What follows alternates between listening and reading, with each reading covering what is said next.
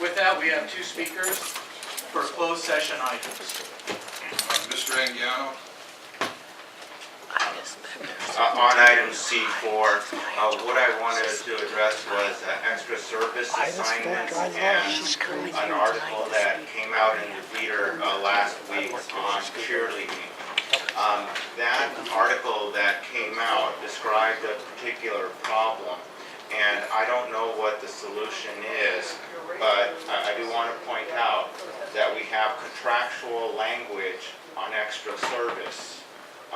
For example, if there's a cheerleader advisor position available at school X, it first needs to be offered to the bargaining unit at that school site, our bargaining unit. And then if that's not the case, if nobody on site takes it, it then needs to be offered district-wide.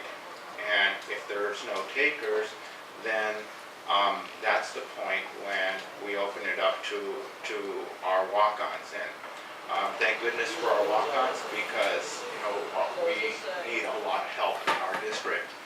But in the meantime, what I'm saying is that you cannot simply offer a job to the member of the public without properly posting it first on site, and if nobody takes it on site, that's a member of my bargaining unit, then you post it district-wide, and that process appears to be in the process of being ignored.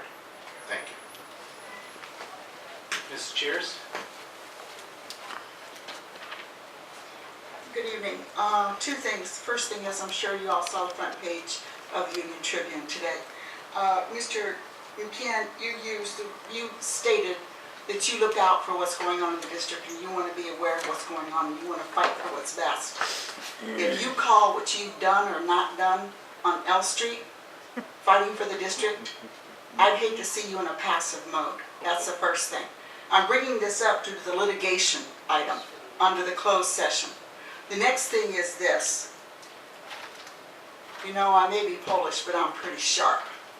I listened to what was said here by Dr. Brand about certain members of the BOC belonging to other boards and possibly not residing in this district. So let me be the first to tell you, if 3 or more of you are getting together with Dr. Brand and deciding that you are going to put 2 of the most vocal BOC members out of business, you are going to have the biggest fight on your hands you have ever seen. Mr. McCann, you wanted to respond? Yeah, I just wanted to, if you'll read the article today in the Union Tribune. I was quoted in it, sir. Yes, I did read it. Yeah. You'll notice that the city of Chula Vista 2 times said that they did not agree with the deal. I was on the city council, I was a member of the city at that time, and we did not support the land deal at that time.